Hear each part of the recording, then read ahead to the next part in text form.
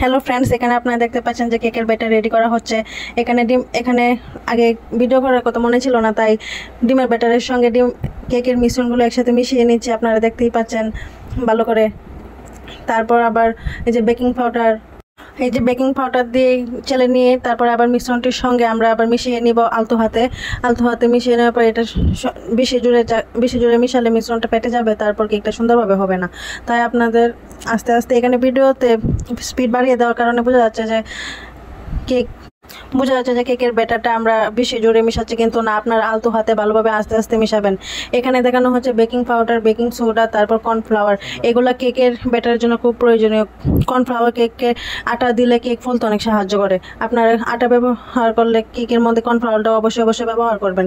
এখন আমরা কেকের ব্যাটারটা ঢালার জন্য একটা সসপ্যানের মধ্যে কিছু কাগজ কেটে তার মধ্যে তেল ব্রাশ করে কাগজটা মিশিয়ে নিব। তারপর ভালোভাবে মিশিয়ে নেওয়া হলে, আমরা এখানে দুটো কেক বানাচ্ছি, মিশিয়ে নেওয়া হলে কেকের ব্যাটারটা তার মধ্যে ঢেলে নেওয়ার পর সবটা সম্পূর্ণভাবে ঢেলে নিব। তারপর আস্তে আস্তে আবার ওটার মধ্যে ঢেলে নিলাম। দুইটা কেক যেহেতু আমরা বানাচ্ছি, আপনারা দেখতেই পাচ্ছেন। তারপর কেকের ব্যাটারটা জাকিয়ে নিচ্ছি। এখন একটা চুলার মধ্যে তাওয়া বসিয়ে এটা 10 মিনিট হাই হিট হওয়ার জন্য বসিয়ে দিলাম। আমরা যেহেতু দুইটা কেক বসাবো তার জন্য দুইটা হাঁড়ি বসিয়ে দিলাম। এখন হাই হিট হওয়ার জন্য কেকটা হাই হিট হয়ে গেছে। এখন চুলার আঁচটা লো আছে রেখে আমরা কেকগুলো বসিয়ে দিব। কেকের ব্যাটারটা সুন্দর করে ঢাকনা দিয়ে ডেকে বসিয়ে। এখন আমরা দেখে নিচ্ছি। এখন আবার ওই যে আরেকটা ছোটো কেকটা আমরা কড়াইয়ের মধ্যে বসিয়ে দিলাম। এখন আমরা কেকটা হয়ে গেছে। কেকটা এখন আনমোল্ড করে নিচ্ছি। আমার কাছে মোল্ড ছিল না, তাই আমি সসপ্যানে কেকটা করে নিলাম। কেকটা দেখতেই পাচ্ছেন একদিক দিয়ে চুপসে গেছে, কারণ কেকের আঁচটা সুন্দরভাবে হয়নি, কিন্তু কেকটা অনেক সফট হয়েছে। খেতে অনেক দারুণ হয়েছিল। এখন কেক থেকে কাগজটা উঠিয়ে নিচ্ছি। কাগজটা উঠিয়ে নেওয়ার পর কেকটা একটু কেটে আমার বাইকে কেটে দিয়েছিলাম। কেকটা কেটে দেখছি অনেক সফট হয়েছিল। কেকটা খেতে অনেক সুন্দর, খেতেও ভীষণ মজা ছিল। দেখলাম। তারপর কেকটা বেন্টো কেকের জন্য রেডি করতেছিলাম। এখন এখানে একটু হুইপ ক্রিম নিয়ে নিয়েছি কেকটার জন্য। অনেকটাই হুইপ ক্রিম নিয়ে নিলাম। যেহেতু আমি ফার্স্ট বিগিনারদের জন্য এই ভিডিওটা আপনারা ভালোভাবে বুঝতে পারবেন, যতটুকু বুঝতে পারেন একটু ভিডিওটা খেয়াল করে দেখলে বুঝতে পারবেন। আমি যেহেতু কেকের প্রতি এত প্রফেশনাল না, তাই আমি এভাবেই হালকা হালকা করে শিখে নিচ্ছি। এখানে ক্রিম বিট করার জন্য বিটারটা খুব প্রয়োজনীয়। আপনারা যে কোনো ব্র্যান্ডের একটা বিটার কিনে নেবেন। কেকটা আমরা সর্বোচ্চ হাই হিটে রেখে ক্রিমটা বিট করতে হবে।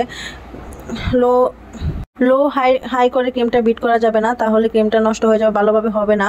ক্রিমটা আস্তে আস্তে দেখবেন ঘনত্ব বাড়ছে, তখন দেখবেন একটা সুন্দর হয়ে বাজ হয়ে আসছে, তখন বুঝবেন অর্ধেক হয়ে আসছে। যদি আপনাদের ক্রিমটা বেশি সুন্দর না হয়, তাহলে এই পর্যায়ে গরুর দুধ মিশিয়ে নেবেন, তাহলে সুন্দর হবে। এখানে আমি অল্প একটু ক্রিম নিয়ে ফুড কালার মিশিয়ে নিলাম। তারপর পাইপিং ব্যাগ আমি গড়ে তৈরি করেছি। এই পাইপিং ব্যাগটা এটা আমি কেটে সুন্দর করে এখন এর মধ্যে ক্রিম ভরে নিব। আমার কাছে তেমন কোনো কেকের উপকরণ নেই, কিন্তু তাও আমি চেষ্টা করি কেক বানানোর জন্য। আপনারা চাইলে এগুলোই থাকলে আপনারা ঘরে খাওয়ার জন্য সুন্দরভাবে কেক বানাতে পারবেন। সুন্দর এখন রেডি। এখন কেকের মধ্যে হালকা হালকা করে ক্রিম দিয়ে দিচ্ছি। আমি যেহেতু এত ভালো পারি না, তাই এইভাবেই দিচ্ছি, আপনারা আবার কিছু মনে করবেন না।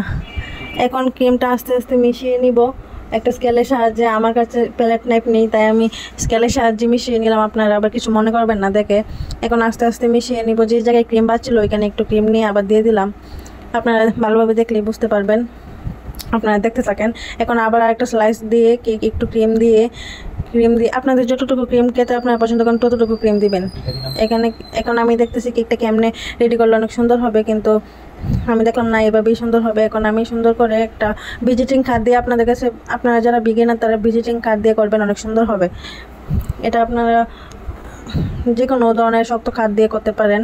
আমি এটা দিয়েই করে নিলাম, আমার কাছে এটাই ছিল।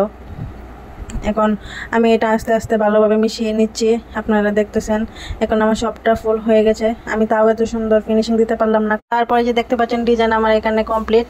আমি হালকা ডিজাইন করতে পেরেছি। আমি এত সুন্দরভাবে তেমনভাবে ভালোভাবে করতে পারি না। আপনাদের কাছে ভালো লাগলে অবশ্যই লাইক, কমেন্ট এবং শেয়ার করবেন।